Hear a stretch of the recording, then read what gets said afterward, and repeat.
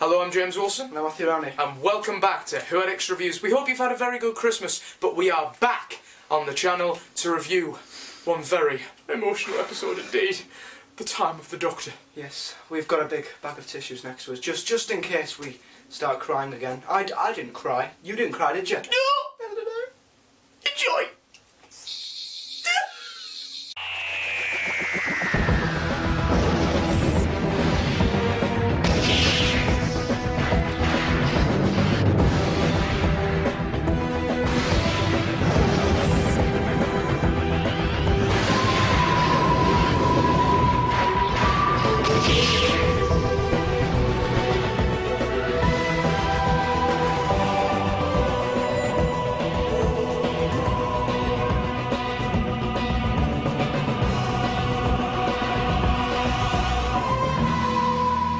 25th of December 2013. We woke up on the morning, as we all do as human beings, and we went down to the Christmas tree, opened our Christmas presents with joy on our faces, and then we were reminded that at 7:30 Matt Smith was no longer going to be the Doctor. And I was reminded that I was going to a party that night and that I'd have to miss it. That was even worse. But thank you, James, once again for keeping it spoiler-free for me. No problem. I did witness it on Boxing Day night. I did do a little reaction afterwards, quite a long time afterwards, because it took me a while to stop crying. But yeah, it's good to be back. Also, we were going to we did do the review on his new video camera, which he got for Christmas, but for some reason that camera only does 2 minutes of footage before shooting itself in the face and killing itself. But it's great with photographs, you'll be glad to know. So we're resorting back to the nice narrated audio. Yes. So let's begin with... let me just start with the character Handles, which I absolutely adored him. Oh, Handles. I mean, obviously the nickname Handles came from, a Cyberman head does look like Handles. I mean, you could easily grab it. But yes, so that was sort of the 11th Doctor's sort of semi-companion for this episode, and I thought there was some great comedic banter between the two. The fact that this is just simply a Cyberman head that was sort of re-hardwired to be a sort of, Matt Smith said, the Doctor said something about he got it from the Maldivar market, so I don't know.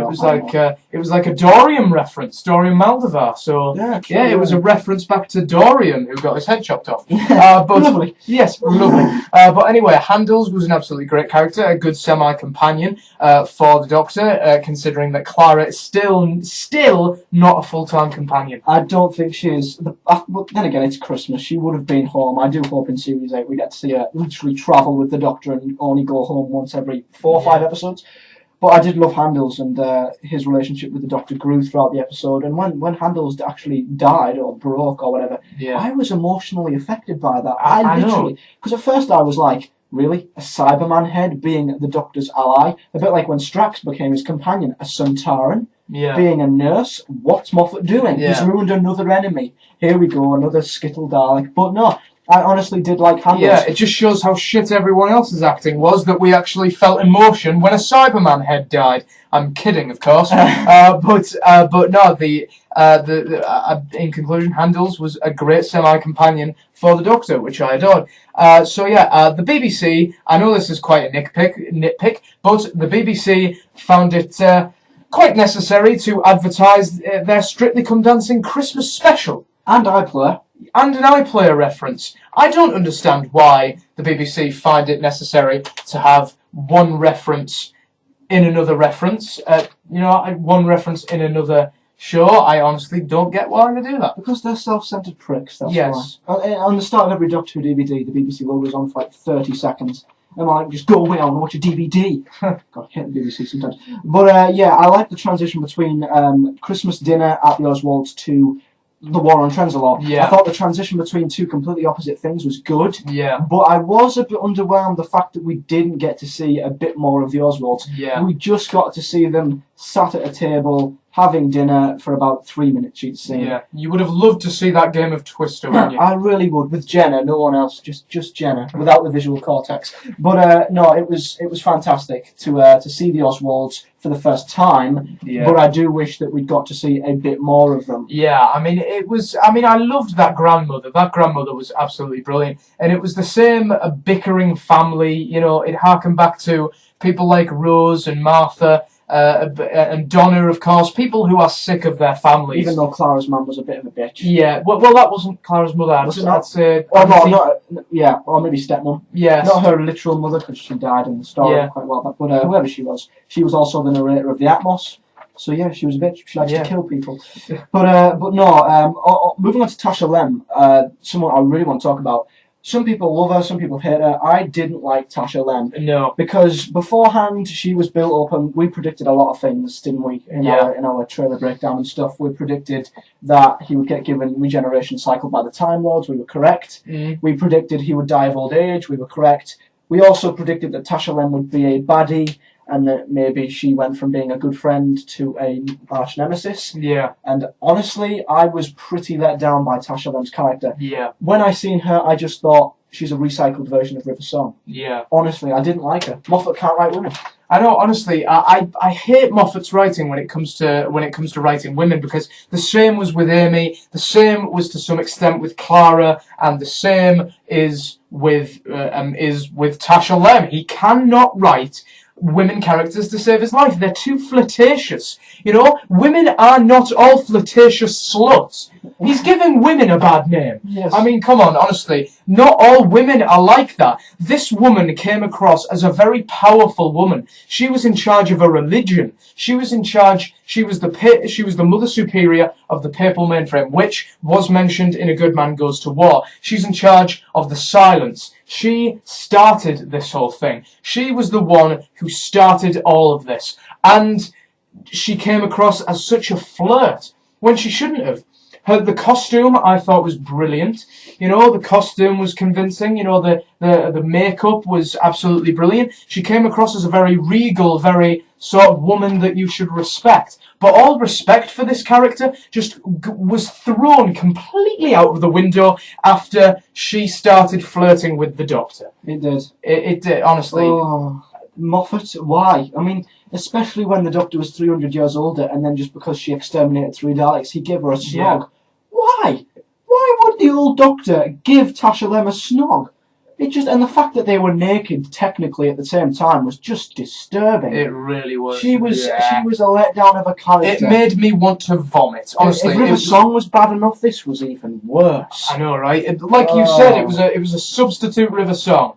Because obviously River Song wasn't going to come back for Matt's final episode, so bring in a character that's just going to be just as flirtatious. You know what? A respectable character, but this character was important, but she didn't come across as important. The flirtatiousness just, in conclusion to Tasha Lem, I just think that the flirtatiousness didn't make her out as important as she was meant to be. She should have been more authoritative. She should. With the power she had. I mean, I know she's old friends with him, but it looked like they were friends with benefits. Exactly. Oh, God. Anyway, let's talk about something else. Let's talk about something a bit brighter, even though Ebenezer Scrooge over here is not that much of a fan. No. A Town Called Christmas. I'm going to put my views across on this quickly because he's got a rant to get along with. I love the town. I love the way that they were lovely people. I love the truth field. I love the lights. I mean, even though, you know, there was Christmas trees and stuff, that was fine for me. Yeah. I just didn't like the name, A Town Called Christmas. You're going to get more into this in a second. Yeah. I just didn't like how the 11th Doctor justified this by saying, well, there's an island called Easter. You know, getting the balance between a Christmas special and a Doctor Who plot has been something that Moffat's had trouble with in the past couple of years.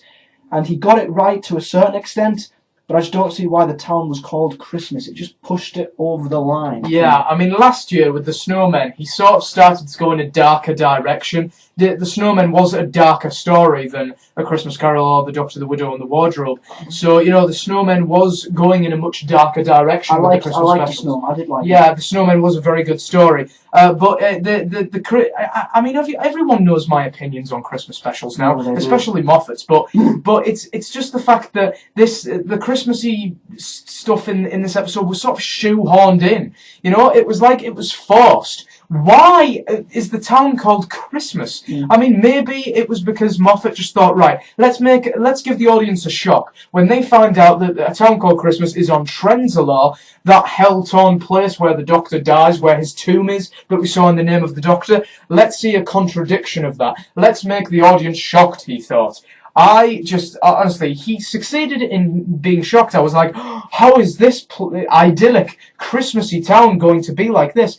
But why is it called Christmas? Just all the Christmas lights and snow and everything, all the happiness. It just didn't work for this episode. I just didn't like the name, and I thought it pushed it. One thing that did work with the snow was the Weeping Angels. Yeah. Although I loved them in the snow, and I thought the scene with them was brilliant because they are my favourite enemy.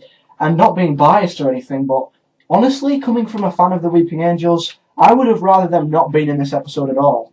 I did say beforehand, having four enemies coming in from different directions, they must all have a part. The Silence had a big part, the Cybermen did to some extent. Yeah. The Daleks had a huge part, but Yeah. the Weeping Angels, they seemed wasted to me, and I don't want to see them, in an episode, being in the promo picture and everything, and then for them to be in like a 2-minute scene. A great scene, don't get me wrong. Weeping Angels plus Snow was perfect. Yeah. But I would rather them have not been in it at all than them being in it for like 2 minutes. You either have them in it for a good amount of screen time, like the Silence, the Cybermen or the Daleks, or you don't have them in it at all. Yeah. And I just thought that they were wasted in this episode. Well, I just think that I was a bit satisfied with. I had to disagree with you, but I think that I think I was actually quite satisfied with how the Weeping Angels were in this story, because despite their short time in this episode, there is only so many things that Moffat can do with the Weeping Angels. He said this himself. I mean, there's only so many creepy scenarios that Moffat can put the Weeping Angels in. Sally Sparrow and the Weeping Angels in the creepy abandoned house, the Doctor, River, Amy, and the Weeping Angels in the forest, and the Doctor, Amy, and Rory in the abandoned hotel. There's only so many creepy scenarios Moffat can put in this. And I will admit, I've told you guys that the only thing I was looking forward to with the Weeping Angels was that the Doctor would have a sort of grudge on them. He didn't. He looked worried, of course. Well, I loved that look that the Doctor gave Clara, just like, it's only a statue. And the Doctor just turns around, get away from it now.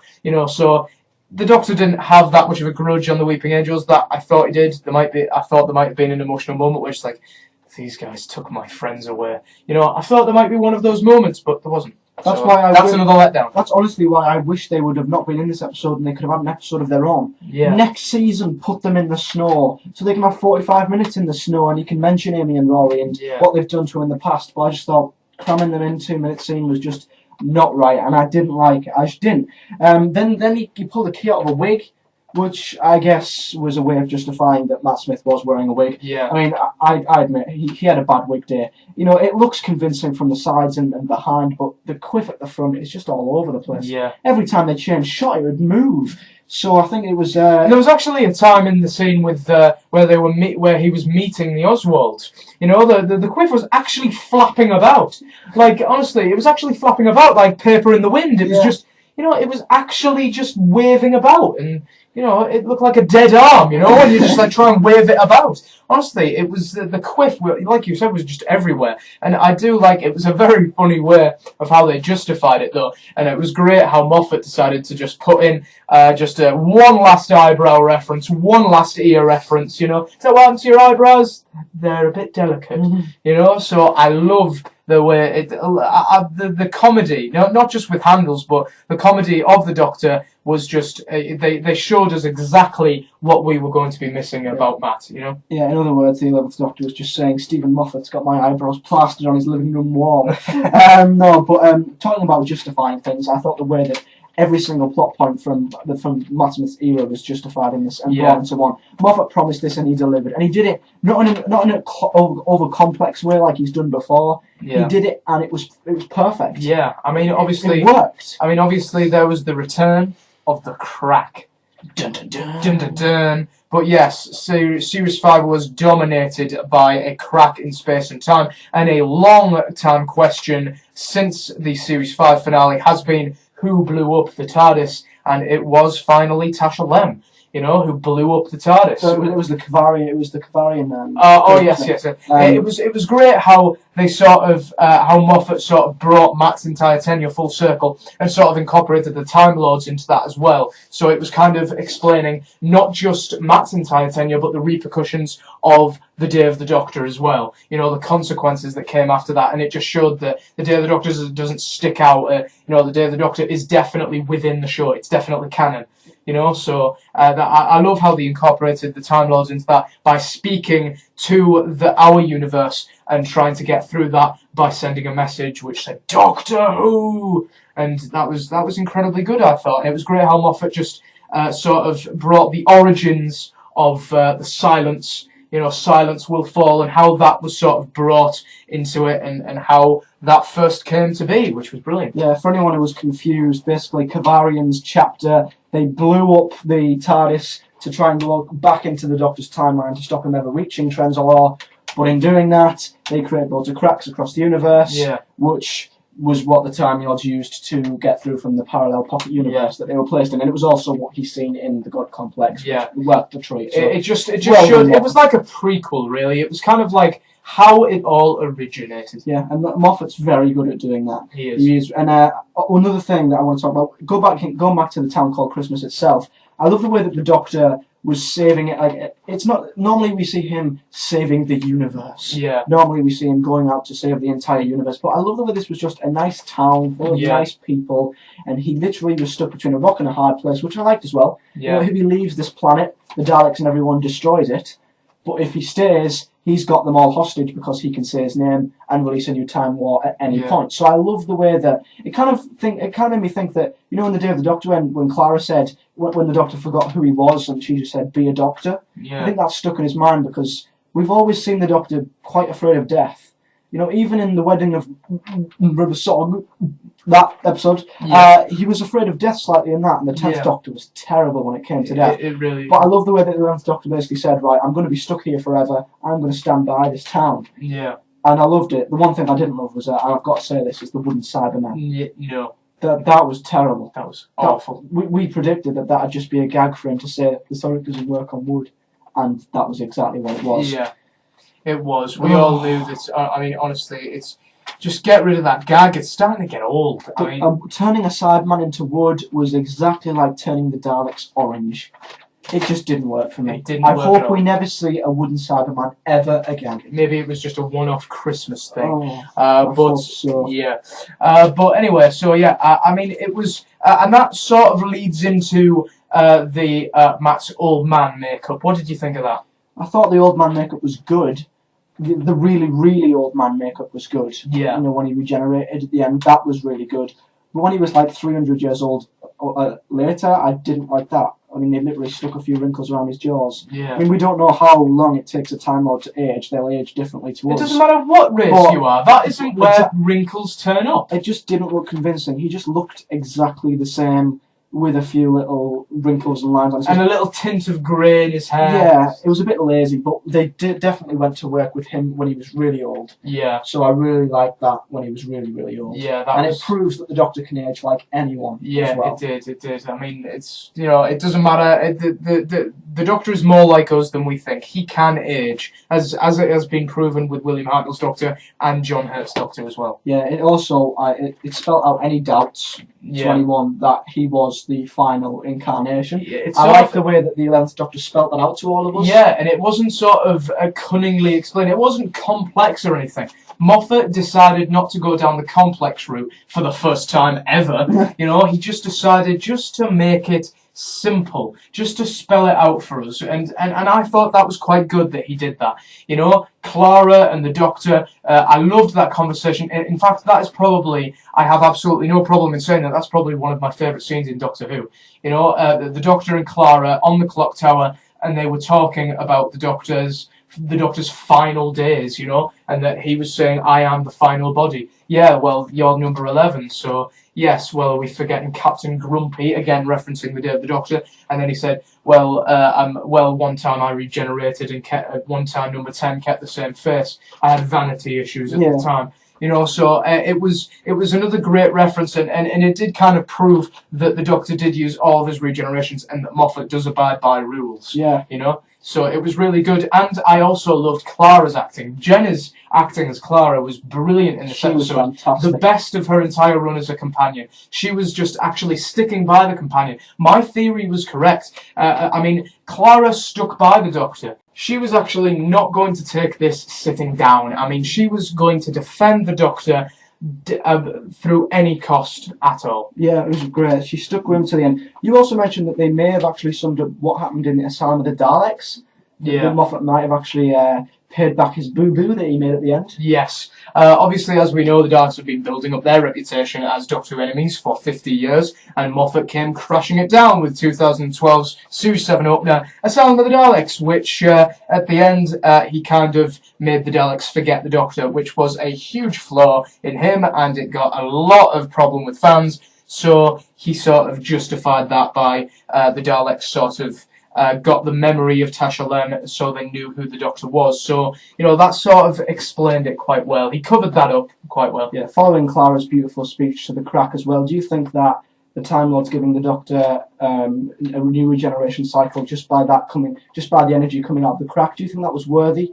Because some people think that maybe we should have literally seen the Time Lords. So do you think it was right that we just seen some gold energy coming out of the crack? Yeah. Do you think that was right? I thought that was actually quite a good way, and quite an iconic way for the Doctor to get his new regenerations. That was actually quite a good way, and it kind of caught the Doctor by surprise. He was so ready to die. He was like, come on, bring it on, I'm ready. Yeah. And then, the regenerations just came at him, and then that brilliant sort of, he loved that walking stick, didn't he? He was spinning it about and stuff, and he was just like, don't tell me the rules, and, blew up, and he was absolutely brilliant. From love to Gallifrey, boys, and then just exploded. And that was brilliant, that was climactic, and it was satisfactory. I loved that. He completely blew up the Daleks, didn't he? He did. Completely disintegrated the Daleks. Somehow he destroyed the Daleks and he didn't destroy Clara or anyone in the buildings, but that's just a nitpick in itself. And I think that's everything apart from the ending, which... Yeah. Oh my god, the ending was probably the best and at the same time, if you can understand what I'm saying, the worst part of the episode as well. This was where we said goodbye to Matt Smith's 11th Doctor. Yes, the Doctor, and obviously, as we all know, there was quite a lot of confusion from fans who said, how come he was so young now? Well, obviously, I think the Doctor can regenerate. This might lead into another video that I might do someday, but I think he can control his regenerations to a certain extent. I think that blast kind of had reset his body, but it didn't stop the change from happening. Yeah. That was a regeneration to sort of make him go back to the younger self, and the change was to come later. So... And that's why his regeneration at Capaldi wasn't a big blast. Yeah. A lot of people were complaining that it was too quick. I mean, I wasn't ready for it, I'll admit. Yeah. But I thought how quick it was. The fact that Capaldi, we went from emotion with Matt Smith Yeah. leaving to Capaldi like that. Yeah, Boom. it was like... It made his appearance more impactful. Yeah, it made the eyes sort of more impactful. Them eyes. Didn't you say at one point that you can't imagine Matt actually fading into Capaldi? No, I've always said that. Yeah, you actually can't imagine that. I mean, I actually can't imagine Matt going from quiff to grey hair to big, grey, old eyes. You actually can't imagine that. It put a lot more impact into his appearance. It was like, and then the eyes. The eyes was just, honestly, that was what impacted me. I looked at that and thought, he's the fucking Doctor. Yeah.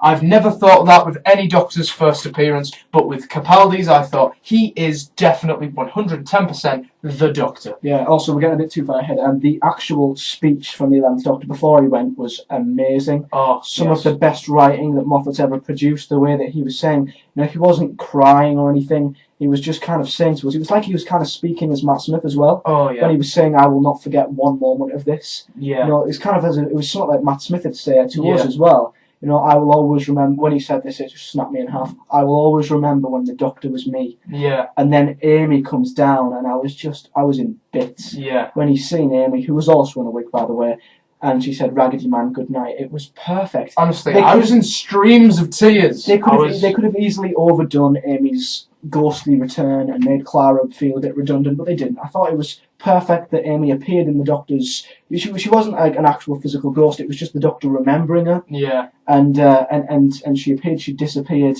and then Clara pleaded for him to not change. Yeah.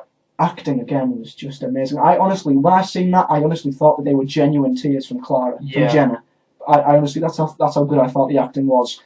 And then obviously, as we said, Capaldi came along, and his opening lines. Yeah. Kidneys! I've got kidneys! Don't like the colour. Yeah. Honestly, it was a great impact. It was a great way for Peter Capaldi to enter, and not a very good start. He forgot how to fly the TARDIS, which also brings in Series 8, Episode 1 to a smashing start, and I cannot wait for August. Bring on the 12th, 14th Doctor. The 12th Doctor, the 13th Regeneration, and the 14th Body. Yeah. Am I right? Yeah. I don't know. Something like that. So yes, let's get on with our conclusions quickly. Who's going first? Because yours is very long. Yes. Do you want to get that out of the way? Yeah, my conclusion to the Time of the Doctor. Matt's final episode had some funny moments in it with some great banter between the Doctor and Handles. We didn't get to see too much of the Doctor with the Oswalds, which was upsetting. I would have really loved to see that game of Twister. And the episode spent too long trying to make Tasha Lem look important.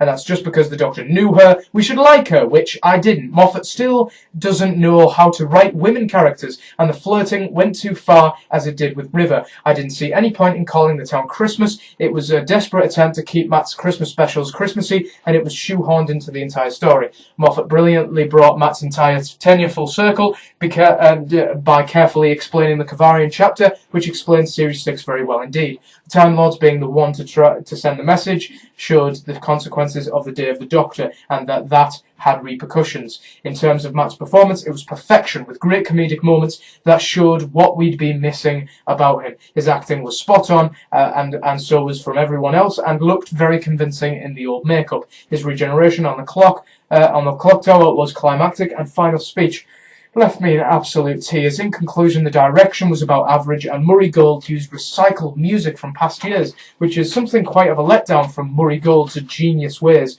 But Capaldi's first moments left me gagging for his Doctor, and I cannot wait for Series 8. It was a love letter to Matt, and showed his Doctor being his 110%. Goodbye, Matt Smith. 8 out of 10. Take a breath, James. For me, The Time of the Doctor was a beautiful, well-written story by Moffat, perfectly closing Matt Smith's era in a clever, justified way. The script was very well written, with an alright direction, I guess, and despite some music being reused from episodes all the way back from 2006, it worked well. Acting all round was faultless, despite Tasha Lem being a recycled version of River's song. I would have liked to have seen more of Clara's family, like James said, but the transition from Christmas dinner in Clara's household to the Warntor Trenzalore worked very well. Plot points such as the Doctor having to stay on Trenzalore worked well, even though at times his age makeup wasn't so convincing. I would have liked to have seen more of the Weeping Angels and less of the wooden Cybermen, but Moffat tied up the crack, the exploding TARDIS and everything perfectly in between, not making it too complex, and the Doctor receiving a new regeneration cycle of the Time Lords was predictable, but it was right. The regeneration couldn't have been done better, with beautiful dialogue, impeccable acting from all round, and an emotional music from Murray Gold, despite it being reused. But it was the music from The Rings of Akatem, which I love anyway.